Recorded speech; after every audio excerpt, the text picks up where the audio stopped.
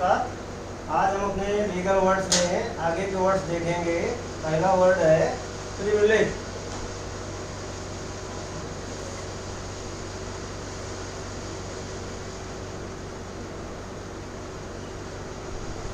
Privilege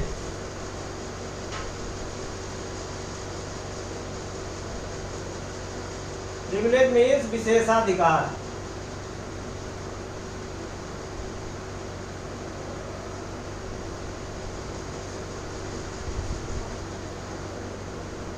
देखिए, किसी विशेष वर्ग को, जैसे मिलिट्री के लोग होते हैं, सांसद होते हैं, विधायक होते हैं, तो अलग अलग संवर्ग के, अलग अलग वर्ग के लोगों को कुछ न कुछ विशेषाधिकार होते हैं।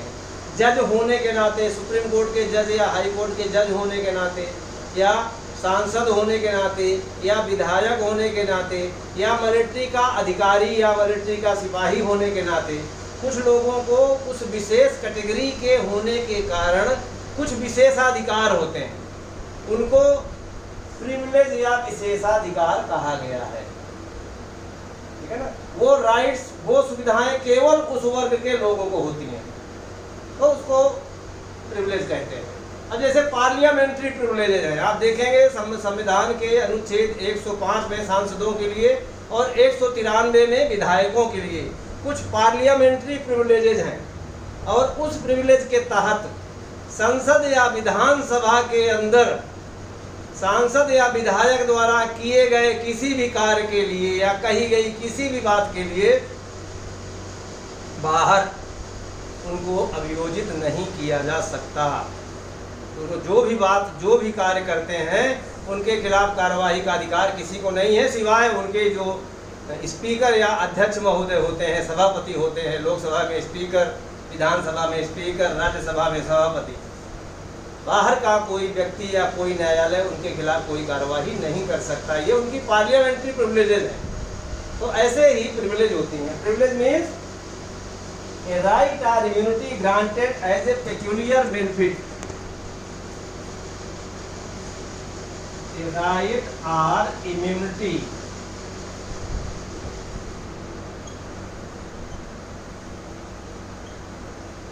granted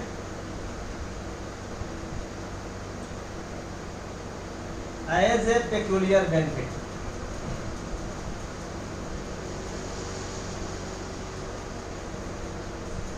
As a peculiar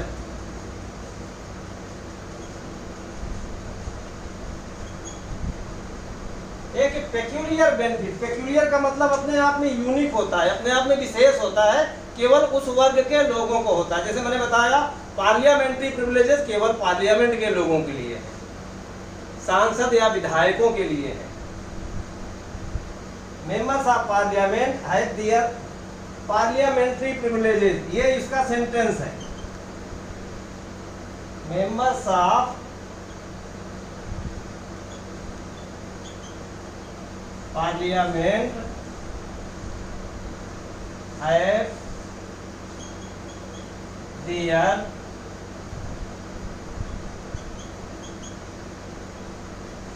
parliamentary privileges.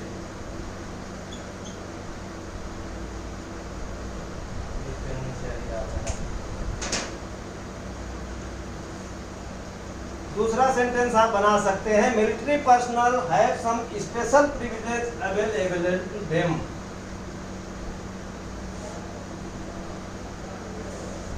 Military personnels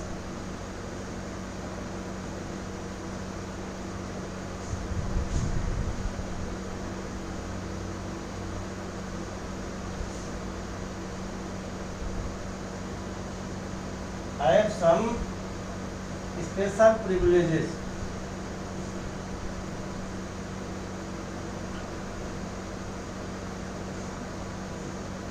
available, उपलब्ध है जो उनको।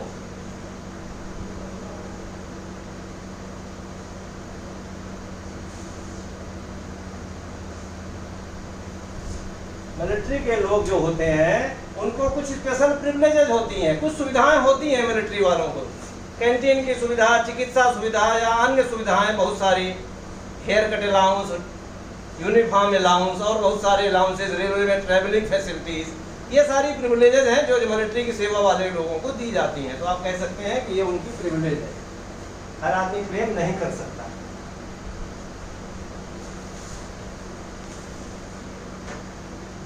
इसके बाद अगला वर्ड है प्रिविटी।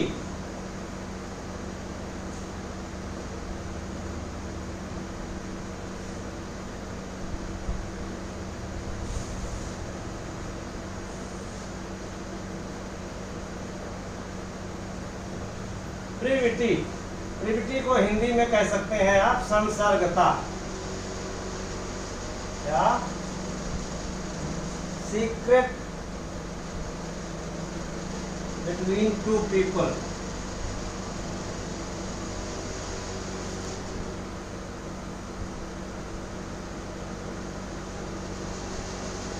दो लोगों के आपस की प्राइवेट बात, दूसरे शब्दों में कह सकते हैं close relationship recognised by law.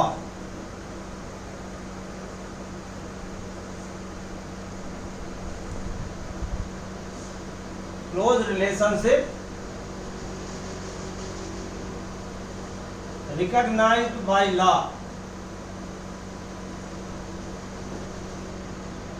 एक ऐसी क्लोज रिलेशनशिप जिसको लॉ या विधि पहचान देती है। जैसे कॉन्ट्रैक्ट में आप लोगों ने पढ़ा है privity of contract. Privity of contract का मतलब है संविदा की संसर्गता, अर्थात जो संविदा के पक्षकार हैं उसके अलावा अन्य कोई person stranger to contract can not sue on the contract. उस कॉन्ट्रैक्ट में अगर उसका पालन नहीं होता, कोई पार्टी ब्रीच करती है, तो उस पर वाद लाने का अधिकार किसको है? पीड़ित पक्षकार को या जो संविदा का पक्षकार है। कोई तीसरा पक्षकार who is not a party to contract, जो कि संविदा का पक्षकार नहीं है, वह इसके लिए वाद नहीं ला सकता। ये प्रिविटी ऑफ कॉन्ट्रैक्ट में आप लोगों ने पढ़ा है। भारत में प्रिविटी ऑफ कॉन्ट्रैक्ट लागू है, प्रिविटी ऑफ कंसिडरेशन लागू नहीं है। अर्थात कंसिडरेशन या प्रतिफल किसी अन्य व्यक्ति द्वारा दिया जा सकता है, जबकि इंग्लैंड में प्रिविटी ऑफ कॉन्ट्रैक्ट और प्रिविटी ऑफ कंसिडरेशन दोनों। वहाँ पर कंसिडरेशन भी संविदा का पक्षकार ही दे सकता है, अन्य कोई व्यक्ति नहीं। There is a privity or contract between contracting parties. इसका सेंटेंस बनेगा There is a privity of contract between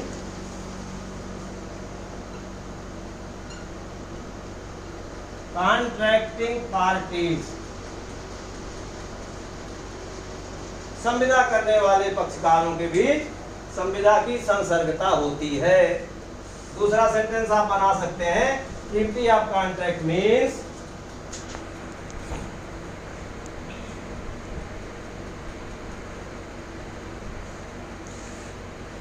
privity of contract means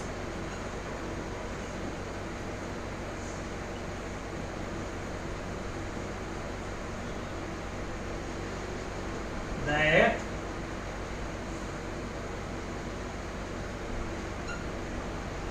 stranger to contract cannot enforce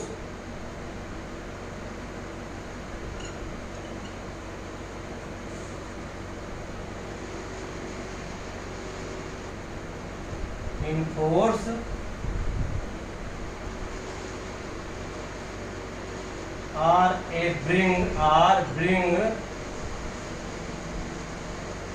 a suit on it.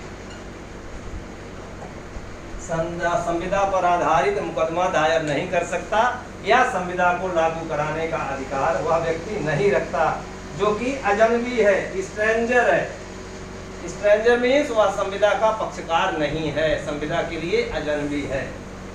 Dunlop pneumatic tyre company versus Selfridge company, ये एक बहुत मशहूर case हुआ है जिससे ये सिद्धांत निकलता है privity of contract.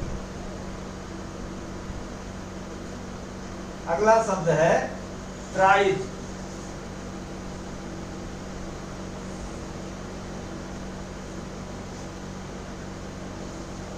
Prize means होता है something given to a winner of a contest, इनाम। पुरस्कार,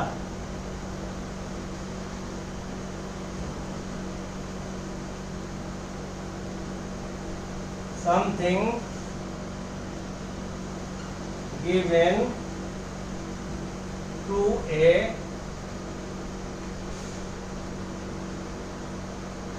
winner of a contest। जब कोई प्रतियोगिता होती है और प्रतियोगिता में जीतने वाले को कुछ इनाम के तौर पे दिया जाता है तो उसको प्राइज कहते हैं। अब प्राइज कोई कैश हो सकता है, कोई ट्रॉफी हो सकती है, कुछ भी हो सकता है। Even the cash prize of rupees 51,000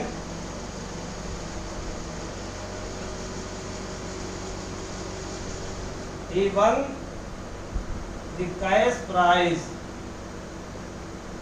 of rupees 51,000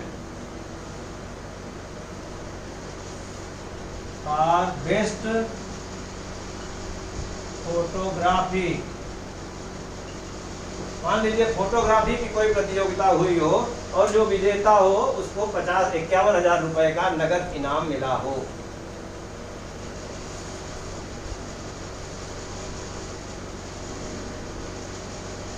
दूसरा सेंटेंस आप कह सकते हैं, प्रोफेसर अमर्त्य सेन, नाम सुना होगा आप लोगों ने,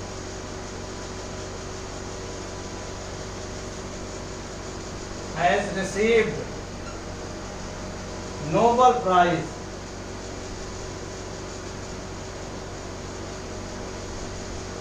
for Economics। Professor Amartya Sen को इकोनॉमिक्स का नोबेल प्राइज मिला है।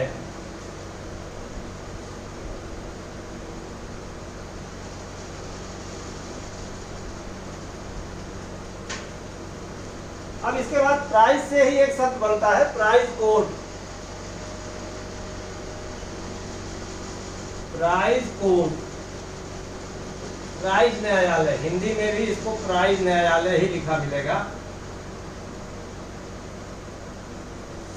प्राइज कोड कहते किसे हैं? प्राइज कोड जनरली, अब तो वैसे युद्ध नहीं होते हैं, जब दो देशों के बीच युद्ध होता था, स्पेशली समुद्री युद्ध होता था, तो जो समुद्री युद्ध के दौरान जो चीजें कैप्चर होती थी, विजेता सेना जो हारने वाली सेना के यहाँ या उसके देश में जिन चीजों को कैप्चर करती थी, जिन लोगों को जीतती थी, उनकी लीगलिटी कितना वैध है, कितना अवैध है, गलत तरीके से जब्त किया गया है तो उनको वापस किया जाए, उनको कंपेंसेशन दिया जाए, या जीता गया है तो उसका क्या डिस्पोजल होगा, ये सब चीज़ों का फैसला एक प्राइज कोर्ट गठित होती थी।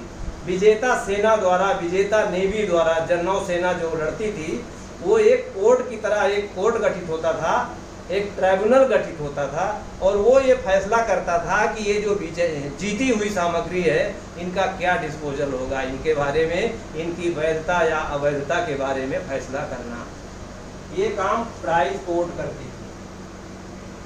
इसको आप लिख सकते हैं, a court having jurisdiction, a court having jurisdiction, क्षेत्राधिकार,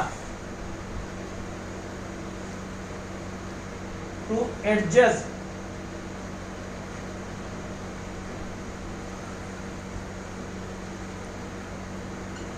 एडजस्ट मतलब निर्णय करना, to adjust upon captures at सी,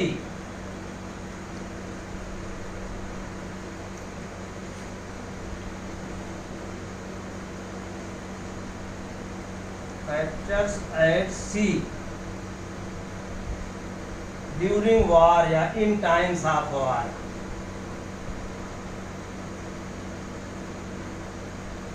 युद्ध के समय समुद्र के लड़ाई में जो चीजें कैप्चर की जाती थी उनके ऊपर फैसला करने का जुरिस्डिक्शन होता था इस कोर्ट को, ऐसी कोर्ट को प्राइज कोर्ट कहा जाता था। अब इसका यूज कर सकते हैं आप, prize courts are set up to inquire into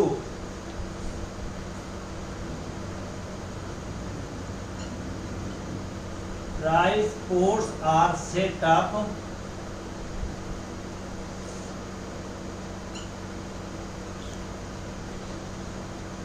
two inquire into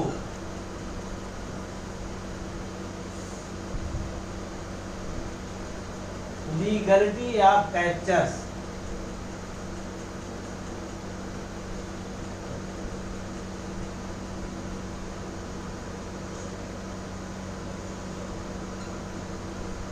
during war, legality of captures during war, and to avoid restitution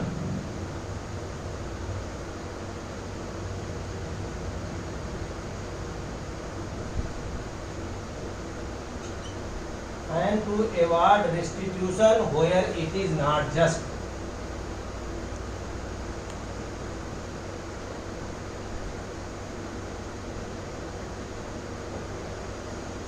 देखिए, जो मैंने अभी बताया था वही बात इस सेंटेंस में कही है।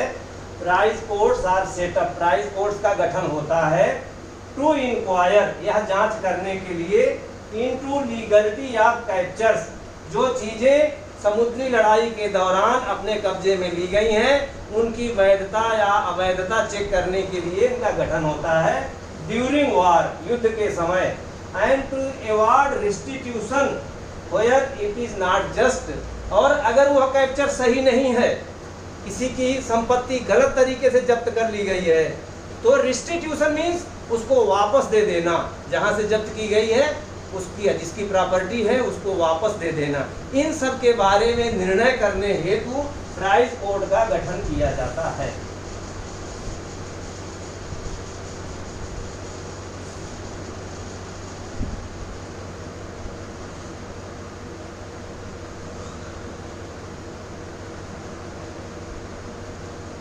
अगला शब्द है हमारा process.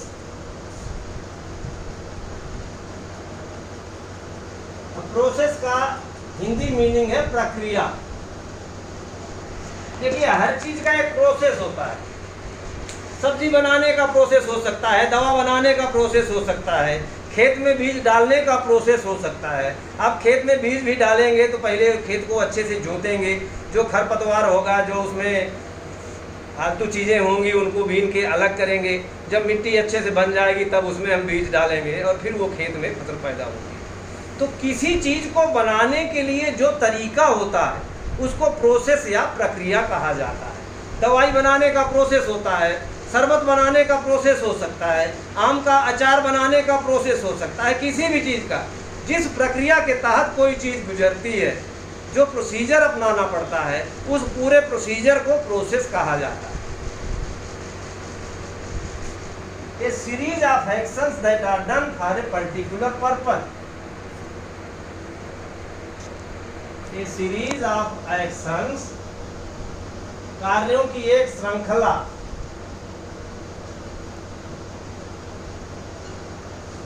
That is done for A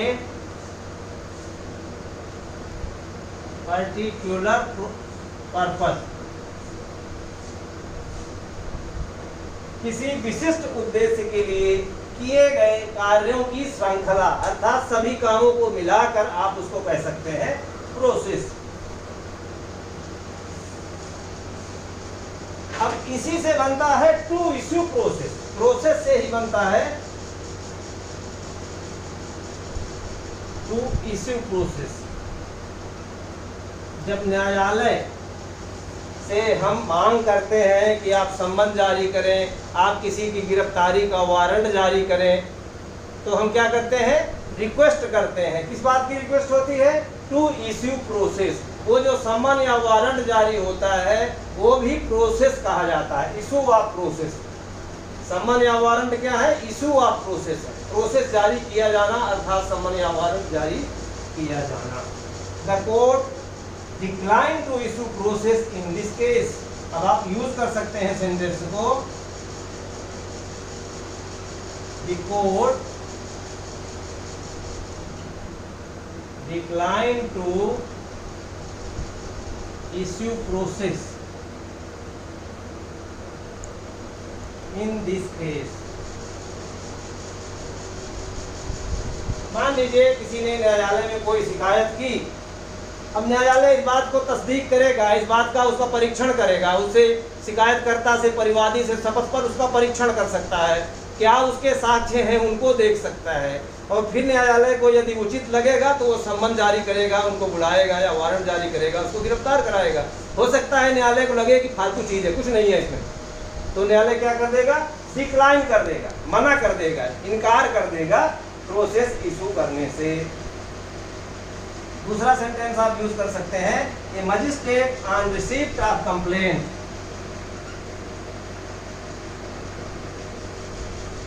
A magistrate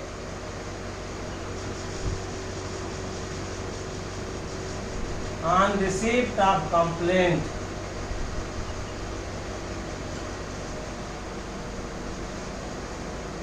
if he thinks fit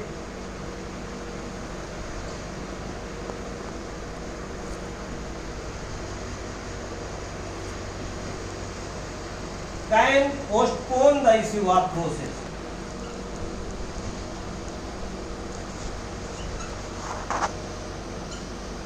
can postpone the issue of process। CrPC में आप लोग पढ़ेंगे,